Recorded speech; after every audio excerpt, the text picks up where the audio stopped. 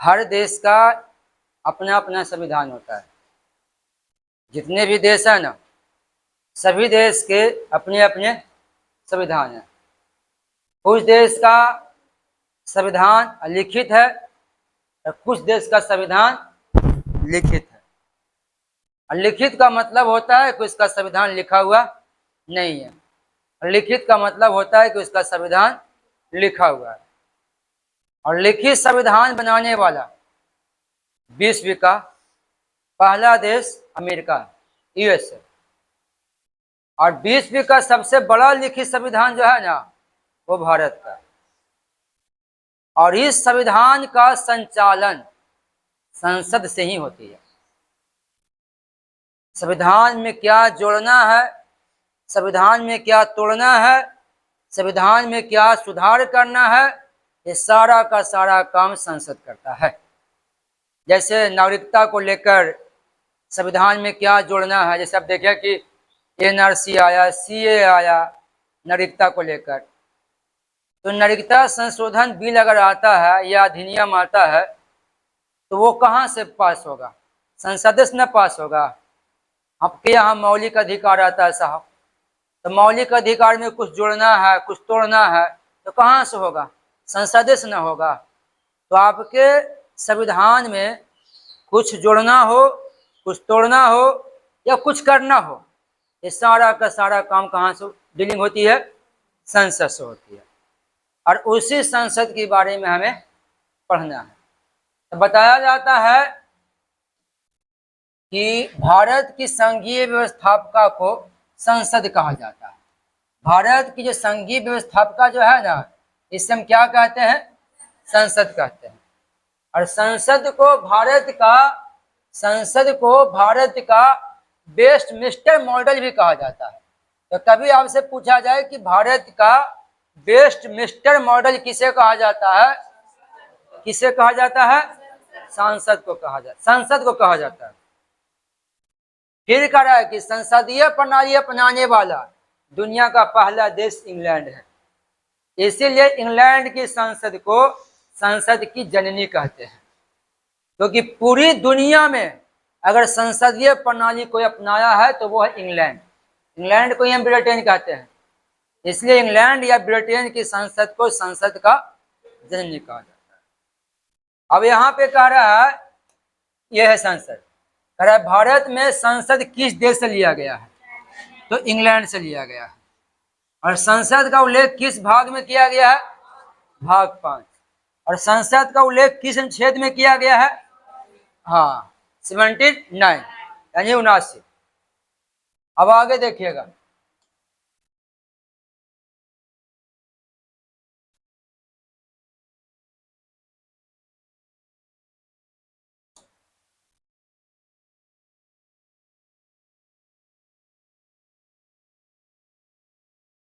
अब संसद के अंग की अगर बात किया जाए तो संसद के कुल 3 अंग है। संसद के कितने अंग है? 3 अंग है। एक हो गया आपका लोकसभा, दूसरा हो गया राज्यसभा, और तीसरा हो गया राष्ट्रपति। संसद के अगर सदन पूछेगा तो 2 ये बोलना है, लोकसभा और राज्यसभा। लेकिन संसद का अंग पूछे तो कितना बोलना है? 3 अंग बोलना है, लोकसभा, राज्यसभा और राष्ट्रपति। अब लोकसभा का उल्लेख किया गया अनुच्छेद 81 में और राज्यसभा का उल्लेख किया गया अनुच्छेद 80 में। लोकसभा जो होता है ना, वो निम्न सदन होता है, और राज्यसभा जो होता है ना, वो उच्च सदन होता है। तो निम्न सदन कौन है और उच्च सदन कौन है, बताओ?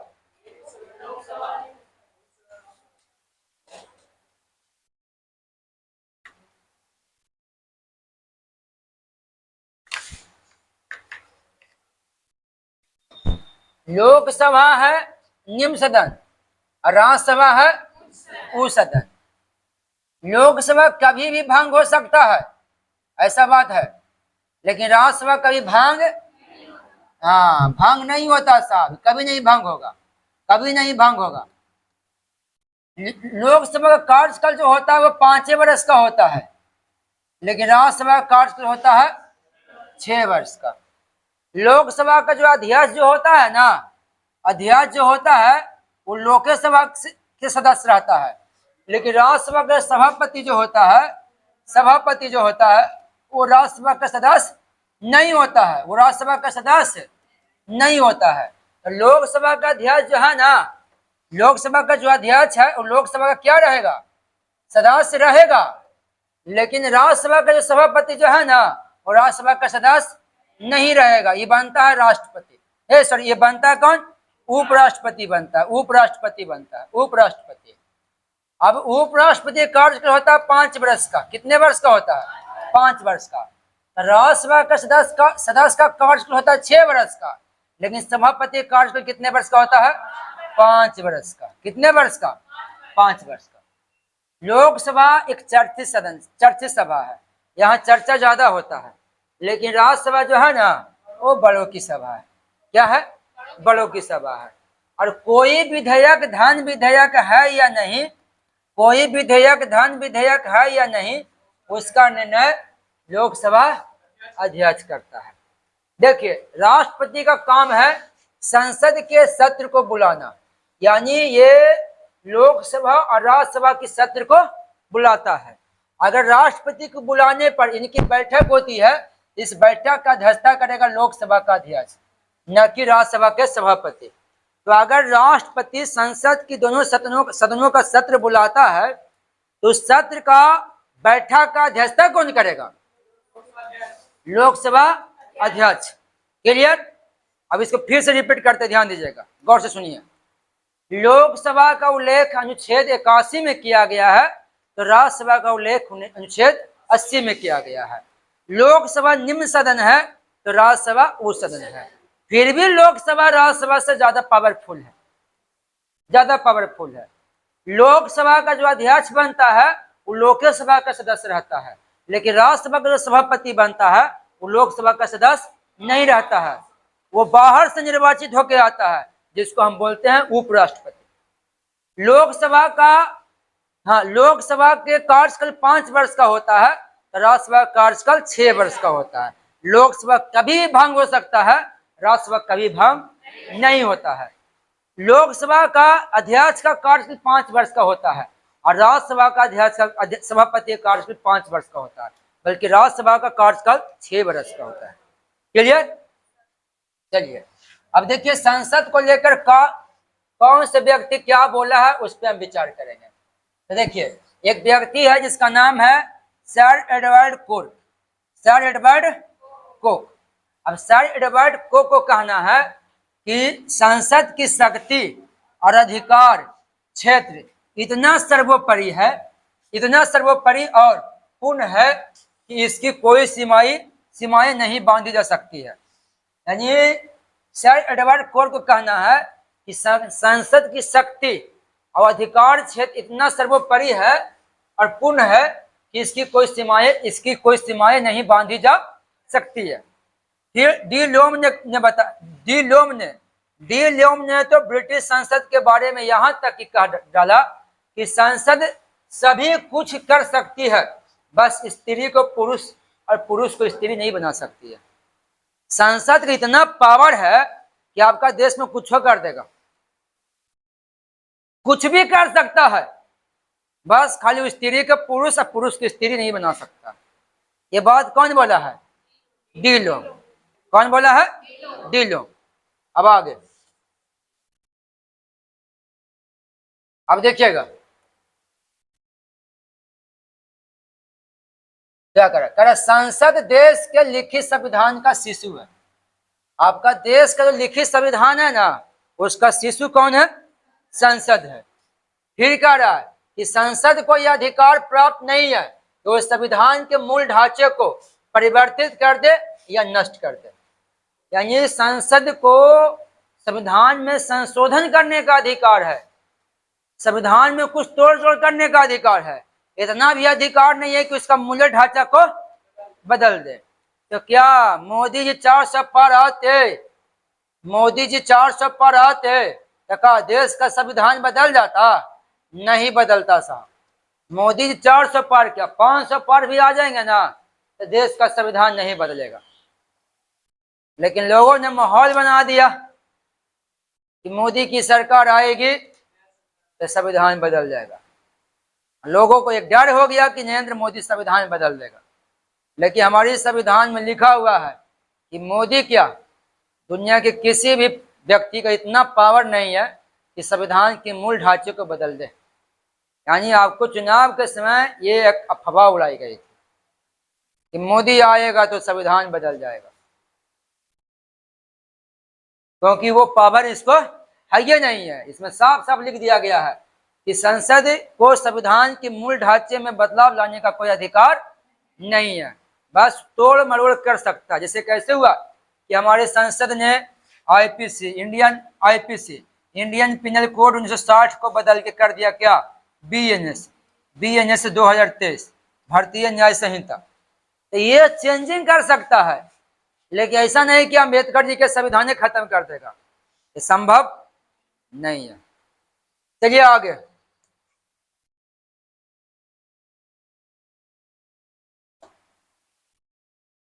अब बात करते हैं लोकसभा का। संसद का दो सदन ना होता है, लोकसभा और राज्यसभा।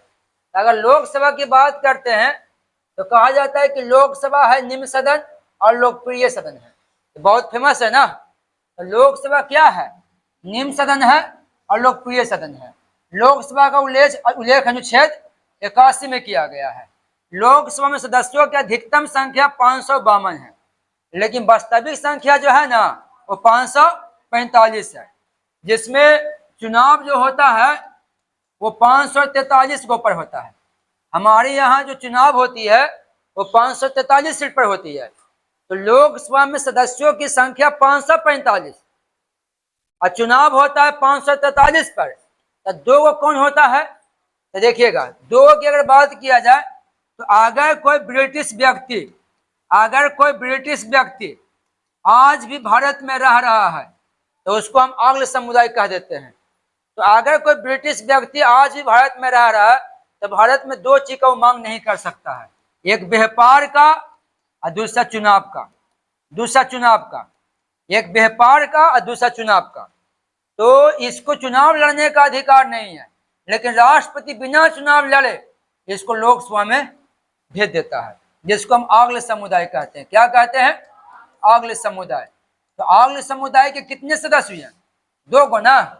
तो 543 को चुनाव किया जाता है और दो गो रहता है आंग्ल समुदाय। तो 545 हुआ। तो लोकसभा का चुनाव कितने सीटों पर होता है, और राष्ट्रपति लोकसभा में आंग्ल समुदाय के कितने सदस्यों को निर्वाचित करता है। तो 543 दो 545 हुआ ना। अब आगे, अब देखिए कह रहा परिसीमन। ये परिसीमन, सबसे पहले परिसीमन को अपनी भाषा में समझिए। ये पहले अपनी भाषा में इसको समझिए, उसके बाद हम बात करेंगे परिसीमन होता क्या है। जो परिसीमन क्या होता है, जो देखिए एक हमारा लोकसभा है और एक हमारा विधानसभा है, ठीक है। और लोकसभा चाहे हो या विधानसभा कुछ भी हो, सब में सदस्यों की संख्या फिक्स होती है, लेकिन देश और राज्यों की जनसंख्या अक्सर बढ़ते रहता है। तो अगर आप शुरुआत में ये बोलते हैं कि 10 लाख जनता पे एगो सांसद होगा, शुरुआत में ये बोलते हैं, तो आगे चल के जनता 10 लाख रहेगा, तो बढ़ेगा नहीं, 20 लाख भी तो होगा ना। 20 लाख होगा तब दो को सांसद बनाई उतना ही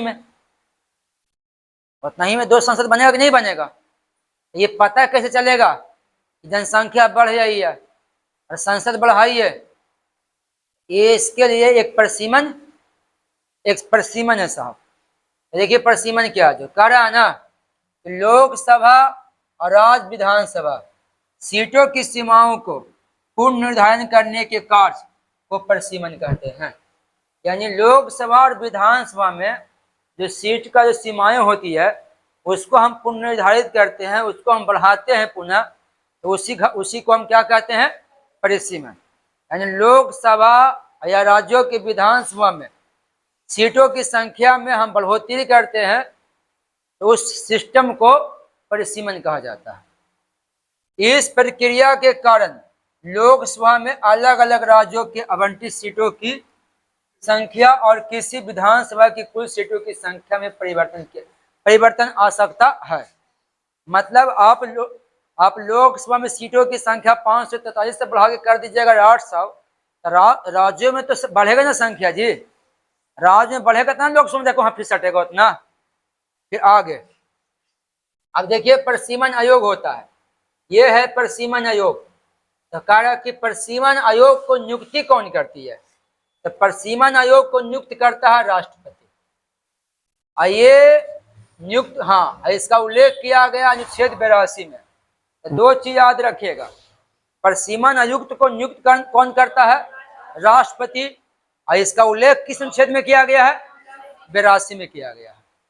कहा जाता है कि संसद प्रत्येक जनगणना के बाद, मतलब हमारे यहाँ 10 वर्ष पे जनगणना होता है, तो जब 10 वर्ष पे जनगणना होगा ना, तब तक हमारी संसद परिसीमन आयोग को गठन करता है और देखता है कि देश में कितनी जनसंख्या बढ़ रहा है।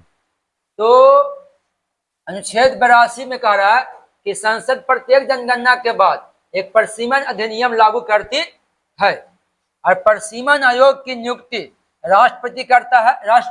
परिसीमन आयोग की नियुक्ति राष्ट्रपति करता है तथा यह आयोग निर्वाचन आयोग के साथ मिलकर कार्य करता है। अब कह रहा है परिसीमन आयोग करता क्या है, इसका काम क्या है, इसका काम समझ में आ रहा है ना, कोई दिक्कत ना है।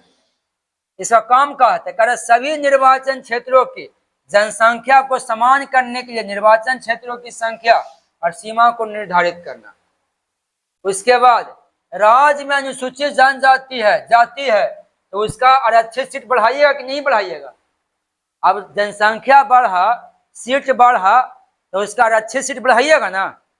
तो हमको परिसीमन समिति के बारे में अगर पूछे तो अपनी भाषा में इसको ये बोलना है, किताबी भाषा छोड़िए, अपनी भाषा में ये बोलना है कि देश में जब जब जनगणना होती है, देश में जब जब जनगणना होती है, अनुच्छेद 82 के तहत राष्ट्रपति एक परिसीमन आयोग को नियुक्त करता है और वो परिसीमन आयोग ये देखता है कि भारत की जनसंख्या कितना बढ़ा है और इतना बढ़ा हुआ जनसंख्या पर कितना सांसद को सेट होना चाहिए, ये करता है साहब। अब देखिएगा आगे कह रहा है कि परिसीमन आयोग द्वारा अनुच्छेद 82 के तहत लोकसभा में सदस्यों की संख्या, हाँ अब देखिएगा परिसीमन आयोग द्वारा अनुच्छेद 82 के तहत लोकसभा में सदस्यों की संख्या 543 निर्धारण किया गया है, वो 1971 की जनगणना पे किया गया है और इस सदस्यों की संख्या में 2026 तक कोई बढ़ोतरी नहीं होगी, 2026 तक इसका कोई बढ़ोतरी नहीं होगा। तो अगर पूछा जाए आपसे कि लोकसभा में सदस्यों का संख्या 543 जो निर्धारित किया गया है वो किसके द्वारा, परिसीमन आयोग द्वारा, किस अनुच्छेद द्वारा, 82 द्वारा, और कब निर्धारण किया गया था और कब के लिए, ये 2-3 पॉइंट अब याद रखिएगा। अब आइए अनुच्छेद 84 के खा, 84 खा में कहा गया है कि लोकसभा का सदस्य बनने का न्यूनतम उम्र 25 और राज्यसभा का सदस्य बनने का न्यूनतम उम्र 30 होनी चाहिए। तो अगर आप लोकसभा का सदस्य बनना चाहते हैं तो आपकी न्यूनतम उम्र कितनी होनी चाहिए, अब अधिकतम, सॉरी अधिकतम क्वेश्चन में, लोकसभा का सदस्य बनना चाहते हैं तो न्यूनतम उम्र कितना होना चाहिए और राज्यसभा का सदस्य, ये दोनों बात का उल्लेख किस अनुच्छेद में किया गया है, 84 के खा में। अधिकतम उम्र की कोई सीमा नहीं है। चलिए अब आगे देखिएगा, भारत में जो लोकसभा का जो चुनाव होता है ना, भारत में लोकसभा का जो चुनाव होता है, ये है लोकसभा का जो चुनाव होता है वो वयस्क मताधिकार द्वारा होता है, अप्रत्यक्ष रूप से होता है। हमारे देश में चुनाव 2 तरह से होता है, एक अप्रत्यक्ष रूप, एक प्रत्यक्ष रूप। अप्रत्यक्ष का मतलब होता है जिसको हम चुने वो किसी और को चुने, वो हुआ अप्रत्यक्ष, और जिसको हम चुने वो हो गया प्रत्यक्ष। तो लोकसभा का चुनाव होता है प्रत्यक्ष रूप से, सांसद को हम लोग खुद चुनते हैं और वो होता है वयस्क मताधिकार द्वारा। बच्चा ना पढ़ता है जी, तो पहले वयस्क मताधिकार की जो आयु थी वो 21 वर्ष थी, लेकिन उसको घटा के कितना कर दिया गया, 18 वर्ष। तो हमारे यहाँ चुनाव जो होगा वो प्रत्यक्ष रूप से होगा वयस्क मताधिकार द्वारा तो पहले वोट देने का आयु 21 वर्ष था, अब कितना हो गया है? 18 वर्ष। लेकिन ये हुआ है 61वां संशोधन द्वारा 1989 में। यहाँ याद कीजिएगा, वयस्क मताधिकार पहले कितना था, अब कितना है? 21 से घटाकर 18 के संशोधन द्वारा किया गया। और कब किया गया? हाँ, अब देखिए, लोकसभा का सदस्य बनने की योग्यता, लोकसभा का सदस्य बनने की योग्यता, हाँ दिक्कत है ना। और लोकसभा का सदस्य बनने का योग्यता, भारत का नागरिक, न्यूनतम उम्र 25 वर्ष, लाभ के पद पर ना हो, पागल और दिवालिया ना हो। तो ये तो अधिकांशता मिलवे करता है। मेन फैक्ट इसका 25 वर्ष है। अधिकतम उम्र की कोई सीमा नहीं है, पढ़े लिखे होने की कोई जरूरत, शिक्षा की कोई आवश्यकता नहीं है। अब करें सीट का आवंटन, सीट का आवंटन। तो लोकसभा में राज्यों की जनसंख्या के आधार पर सीटों का आवंटित किया जाता है। जिस राज्य में जनसंख्या अधिक रहेगा ना, उस राज्य में लोकसभा सीट ज्यादा रहेगा, और जिस राज्य में जनसंख्या कम रहेगा ना, उस राज्य में लोकसभा सीट कम रहेगा। क्योंकि हमारे यहाँ लोकसभा सीट जनसंख्या पे बनता है ना, जनता की सेवा करना है। तो आप ये बताइए कि सबसे अधिक लोकसभा सीट कौन राज्य में होगा? फिर कहाँ होगा? तो सबसे कम कहाँ होगा? सिक्किम होगा। जहां जनसंख्या ज्यादा वहां ज्यादा, जहां जनसंख्या कम हो वहां कम। अब आते हैं उत्तर प्रदेश में। ये आपका उत्तर प्रदेश है, ये क्या है आपका? उत्तर प्रदेश। तो उत्तर प्रदेश में लोकसभा सीट कितना है? 80। इसमें एससी जाति के लिए आरक्षित सीट है 17, और एसटी जाति के लिए आरक्षित कितना है? 4। मतलब 80 सीट में 17 सीट जो है ना एससी के लिए एकदम आरक्षित है। वहां से चुनाव लड़ेगा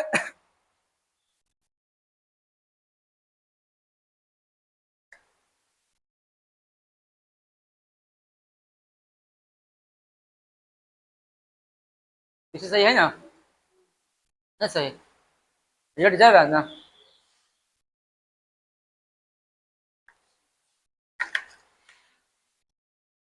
देखिएगा, कुछ ऐसा लोकसभा क्षेत्र होता है ना जहां सीटें आरक्षित होती है। आरक्षित का मतलब वहां से चुनाव जब लड़ेगा ना, तो वही जाति का आदमी लड़ेगा जो सूची में आता है। तो यहाँ से 17 सीट पर जब भी चुनाव लड़ेगा तो एससी वाला ही लड़ेगा। 4 सीट पर जब भी चुनाव लड़ेगा एसटी वाला लड़ेगा, बाकी बचा उसमें सब। अब हम अपनी बिहार में बात करते हैं ना, तो बिहार में लोकसभा सीटों की संख्या कितनी है? 40। तो बिहार में लोकसभा सीटों की संख्या 40 है। यही राज्यसभा सीटों की संख्या 16 है। विधानसभा सीटों की संख्या 243 है। बिहार में कोई विधान परिषद है ना?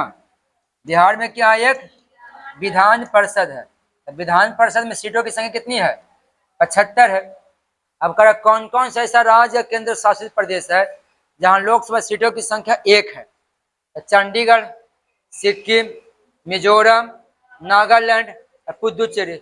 सिक्किम में एक का ही नहीं रहेगा, सबसे कम जनसंख्या तो इसी का ना है। हो गया ना? अब देखिएगा आगे, आगे क्या कहता है। जो आगे कह रहा, सब कैमरा में फिगर वगैरह आ रहा है ना, लिखल पढ़ल? अब ध्यान देगा,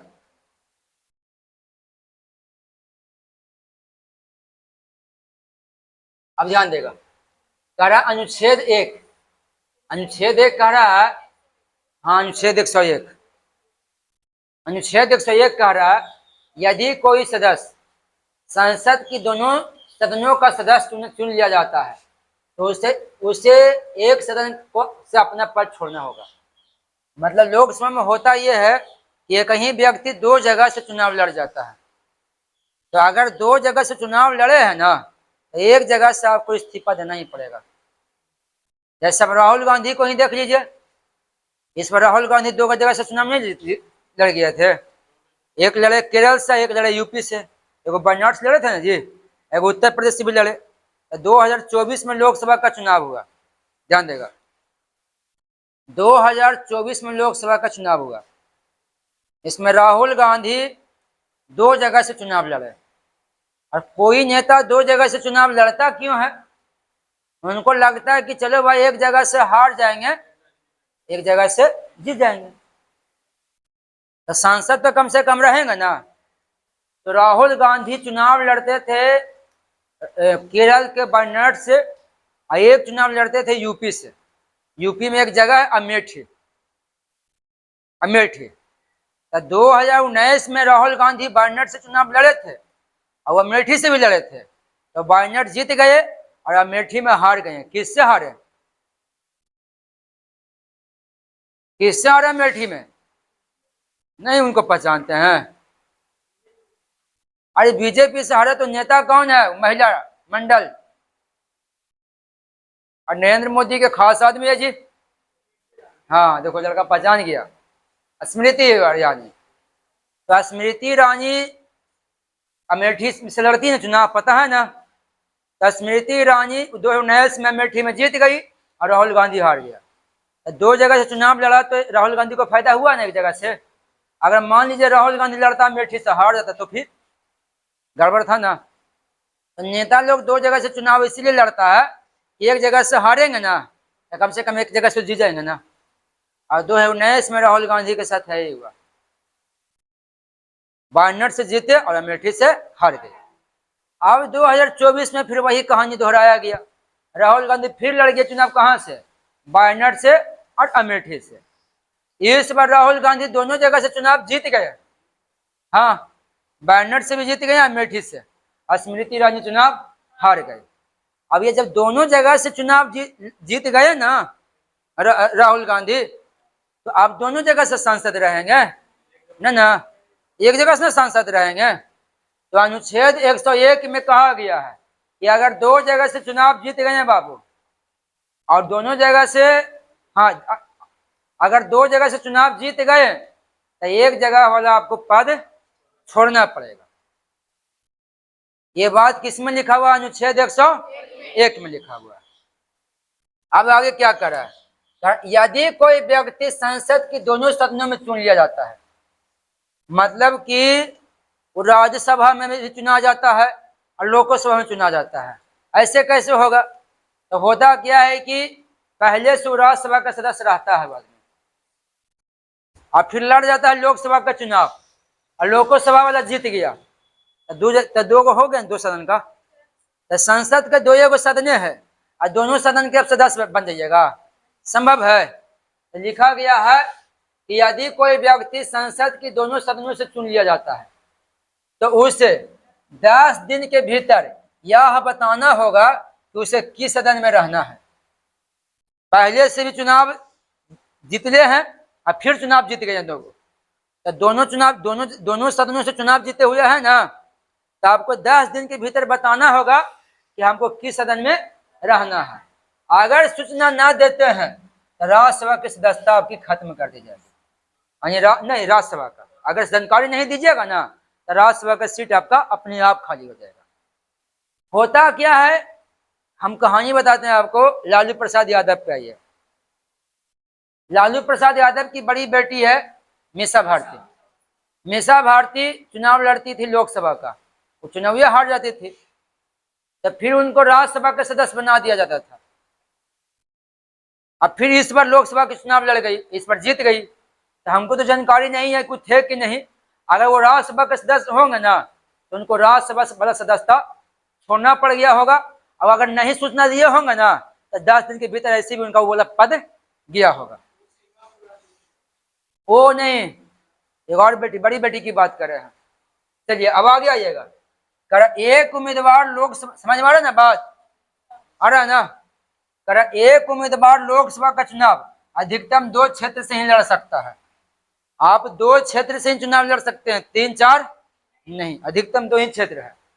फिर आइए अनुच्छेद 330 में, इसमें कहा गया है कि लोकसभा में अनुसूचित जाति के लिए 84 स्थान और अनुसूचित जनजाति के लिए 47 स्थान आरक्षित है। यानी आपके लोकसभा में जो 543 को सीट है, आपके लोकसभा में जो 543 सीट जो है, वो 543 सीट में 84 सीट जो है ना वो एससी के लिए है। किसके लिए है? एससी के लिए। और 47 सीट जो है ना वो एसटी के लिए एकदम आरक्षित है। हम चुनाव जीते जाएगा वहां से तो वही जाएगा। कह रहा है कि अरुणाचल प्रदेश, गोवा, मणिपुर, मेघालय, मिजोरम, नागालैंड, सिक्किम, त्रिपुरा में अनुसूचित जाति के लिए सीट आरक्षित नहीं है। इन सब राज्यों में अनुसूचित जातियों के लिए सीटें आरक्षित नहीं है साहब। अब आगे आइएगा, आगे क्या कह रहा है? कह रहा है कि अनुसूचित जनजातियों के लिए सबसे अधिक आरक्षित सीट मध्य प्रदेश में है। यहाँ अनुसूचित जनजातियों के लिए कितना आरक्षित सीटें हैं? 6 है। अब कह रहा है अनुच्छेद 331 में, इसमें कह रहा है कि राष्ट्रपति, अनुच्छेद 331 के तहत राष्ट्रपति लोकसभा में 2 आंग्ल समुदाय को नियुक्त करेगा। तो ये बात तो पहले ही बताए हैं कि राष्ट्रपति लोकसभा में आंग्ल समुदाय के कितने सदस्यों को नियुक्त करेगा? 2। और किस अनुच्छेद के तहत? हाँ, 331 के तहत। अब कह रहा है कि लोकसभा भंग होता है। ये बात सुनिए, मैं आपको नहीं बता गया कि राज्यसभा तो कभी भंग नहीं होगा, लेकिन लोकसभा भंग हो जाता है। तो देखिएगा, लोकसभा भंग करने की बात करते हैं तो लोकसभा का कार्यकाल 5 वर्ष का होता है। लोकसभा का जो कार्यकाल होता है वो कितने वर्ष का होता है? 5 वर्ष का होता है। लेकिन इसको 5 वर्ष से पहले भी भंग कर दिया जा सकता है, कोई बड़ी बात नहीं है। और इसको भंग करता राष्ट्रपति, राष्ट्रपति करता है, लेकिन प्रधानमंत्री के सलाह से, प्रधानमंत्री के सलाह से। तो देखिए, कह रहा है कि लोकसभा का कार्यकाल 5 वर्ष का होता है। प्रधानमंत्री की परामर्श पर राष्ट्रपति द्वारा लोकसभा को समय से पहले भंग किया जा सकता है। अब तक 9 बार लोकसभा भंग हो चुका है साहब। अब तक कितने बार हुआ है? 9 बार लोकसभा भंग हो चुका है। पहली बार हुआ था 1970 में, बीबी गिरी ने किया था इंदिरा गांधी को कहने पर। तो पहली बार लोकसभा भंग हुआ था 1970 में, और इंदिरा गांधी को कहने पर कौन किया था? राष्ट्रपति बीबी गिरी ने किया था। और 9वां बार जो हुआ है ना वो 2004 में हुआ है। ये अटल बिहारी वाजपेयी करवाया था। चलिए, अब कह रहा है 1900, हाँ, अनुच्छेद 75 के 3 में आइए। तो अनुच्छेद, हाँ, मंत्री परिषद पढ़े होंगे, पढ़े हैं ना मंत्री परिषद? तो मंत्री परिषद पढ़े हैं, तो मंत्री परिषद किसके प्रति उत्तरदायी होता है? हाँ, पढ़ाया गया है ना? आपके एग्जाम में पॉलिटी से क्वेश्चन आता है, ध्यान देना पड़ेगा। मंत्री परिषद में कितना, कौन कौन सा अनुच्छेद है? हाँ, 74 और, हाँ, 74 और 75। तो मंत्री परिषद का प्रधान होता है प्रधानमंत्री, मंत्री परिषद का प्रधान होता है प्राइम मिनिस्टर, मंत्री परिषद लोकसभा के प्रति उत्तरदायी होता है, और मंत्री परिषद का उल्लेख किया गया अनुच्छेद 74 और 75 में। मंत्री परिषद जैसे सिस्टम आया था 1861 ईस्वी में, जिसको पोर्टफोलियो व्यवस्था कहा गया, और ये आया था लॉर्ड कैनिंग के शासनकाल में। अब कह रहा है अनुच्छेद 75 के 3 में कि मंत्री परिषद केवल उसी समय तक अपने पद पर बनी रहती है जब तक कि उसे लोकसभा में विश्वास प्राप्त है। यदि लोकसभा में मंत्री परिषद के विरुद्ध अविश्वास प्रस्ताव पारित कर देती है तो मंत्री परिषद को त्याग पत्र देना पड़ेगा। मतलब है कि मोदी जी के पास बहुमत सिद्ध करने के लिए वो सीट है। तो मान लेते हैं उदाहरण के रूप में कि मान लेते हैं सरकार ये बोल रहा है कि आपको बहुमत सिद्ध करने के लिए 10 सीट चाहिए, उदाहरण के रूप में। तो 10 को सदस्य आपके पास होना चाहिए। अगर 10 सदस्य में से कम गया तो फिर आपके खिलाफ क्या आ जाएगा? विश्वास प्रस्ताव आ जाएगा। मतलब आप सरकार में हैं लेकिन सदस्य आपके साथ है नहीं, तो ऐसी परिस्थिति में आपकी सरकार गिर जाएगी और सारा का सारा मंत्री को इस्तीफा देना पड़ जाएगा। बात समझे? अब आगे आइए, फिर से कहा समझा दे इसको, समझा कि फिर से ठीक है। चलिए, ठीक है। लोकसभा के विशेषाधिकार का उल्लंघन करने के कारण सर्वप्रथम किस व्यक्ति को जेल भेज दिया गया था? तो इंद्रदेव सिंह। मतलब हुआ था कि लोकसभा का भी तो नियम कानून होगा ना जी, तो लोकसभा का नियम कानून होगा, कोई आदमी लोकसभा के नियम कानून को ज्यादा तोड़ जाए तो उसको क्या किया, जेल भेज दिया गया। अब भेजने वाला व्यक्ति कौन व्यक्ति गया है, इंद्रदेव सिंह। अब आइए अनुच्छेद 106 में, अनुच्छेद 106 क्या कहता है, वो अनुच्छेद 106 में क्या कहा गया है, इसमें कहा गया है ना कि संसद किसी भी सदन, अनुच्छेद 106 में कहा गया है संसद के किसी सदन के सदस्य वेतन भत्ते प्राप्त करने के हकदार है। अगर संसद के कोई भी सदस्य है तो वेतन और भत्ता पाने का हकदार है। तो संसद का कोई भी अगर सदस्य हो तो उसको वेतन मिलेगा, भत्ता मिलेगा और पेंशन मिलेगा, ऐसी बात नहीं है। अब देखिएगा संसद, हाँ, किसी सांसद का जो मासिक वेतन होता है ना वो 1 लाख रुपया होता है। यानी हमारे देश में सांसद को 1 लाख का महीना मिलता है करंट में। उसके बाद निर्वाचन क्षेत्र भत्ता 70,000 मिलता है, यानी उनको अपने क्षेत्र में खर्चा करने के लिए पर महीना 70,000 मिलता है। अब आपके सांसद कौशलेंद्र जी हैं, अब उनसे पूछिए कि आपको 70,000 रुपया का जो महीना मिलता है, हम जनता के बीच में खर्च करने के लिए खाली पॉकेट खर्चा कितना खर्चा करते हैं, अभी पूछा है, नहीं पूछा, न पूछेंगे। चलिए अब आगे, कार्यालय की खर्च पर महीना मिलता है 60,000 रुपया। इनका ऑफिस रहेगा, कार्यालय रहेगा, उसके लिए सरकार 60,000 रुपया देगा। और दैनिक भत्ता डेली जो हम डेली हम बैठते हैं ना, उसको 2,000 प्रतिदिन, यानी कि 3 का 60 भी जाएगा। हम कुछ दिन ड्यूटी छोड़ दिए, कुछ दिन नहीं बैठेगा, तो मान लीजिए इसको 40 से जोड़ लेते हैं, क्योंकि बैठिएगा तो वही मिलेगा 2,000, नहीं बैठिएगा ना सांसद में 1 दिन बैठिएगा ना तो 2,000 मिलेगा। 1 दिन बैठे के कुछ बोलिए मत बोलिए, खाली बैठे बस, 2,000 हो गया आपका है ना। तो इसको अगर डेली अगर नहीं बैठेंगे, इसको 40 से हम जोड़ देते हैं, 40 से जोड़ देते हैं, तो देखिएगा योजना के पैसा ये सब छोड़ो, हटाओ। अगर कोई सांसद कुछ नहीं करता है, जितना के बाद कहीं आराम से सो जाए या बैठ जाए, उसको कितना मिलेगा, जो जुड़ा ही देते हैं 1 लाख रुपया, ये हो गया 60 से 70,000 रुपया, 60,000 रुपया, इसको 40 जोड़ो, 6 4 10, 1,70,000, 2,70,000 हो गया ना। यानी आपके नेताजी को 2,70,000 रुपया पर महीना खाली ऐसे ही आता है। ऐसे ही कुछ ना करे धरे तो भी, करे धरेगा तो कमीशन तो अलगे है, बस में ना। और ये सारी की सारी पेमेंट देते हैं कौन, हम लोग, टैक्स भर भर के। चलिए अब आगे देखिएगा, इसके अलावे मुफ्त का आवास, टेलीफोन, वाहन खर्च, चिकित्सा सुविधा आदि भी मिलती है। खाली इतना ही नहीं मिला, ये तो जुड़ा दिए 2,70,000 ना। इसके अलावे मुफ्त का आवास मिलेगा इनको रहने के लिए, टेलीफोन पर बात करने के लिए इनको पैसा आता अच्छा खासा।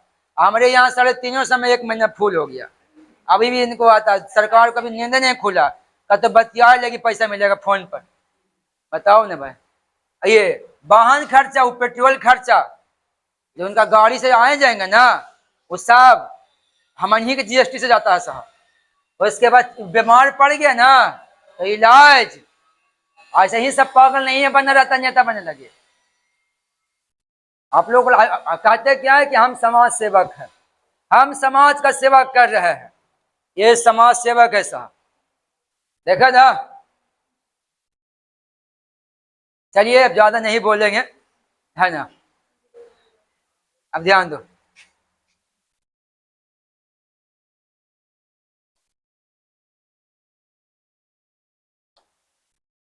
अब ध्यान देगा इसके, अब इसके देखिएगा।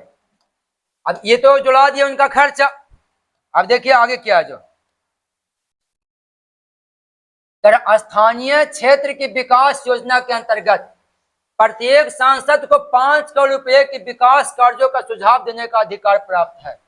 यानी स्थानीय कार्य, स्थानीय कार्य का मतलब होता है ग्रामीण क्षेत्र, ग्रामीण क्षेत्र में विकास करने के लिए सांसद को 5 करोड़ रुपया का सुझाव देने का अधिकार है। यानी वो सांसद अपने लोकसभा में बोल सकता है कि हमको मतलब 5 करोड़ रुपया कम से कम दीजिए खर्च करने के लिए, विकास करने के लिए, ताकि हम अपने तरफ से विकास करें।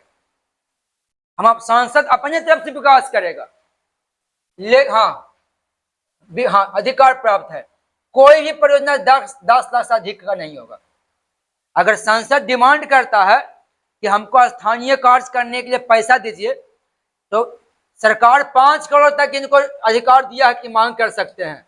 लेकिन एक योजना पर 10 लाख का योजना आएगा, क्योंकि काम रहेगा छोटा वाला। तो अगर 10-10 लाख के काम करेंगे सांसद जी, तो 5 करोड़ में कितना छोटा मोटा काम हो जाएगा।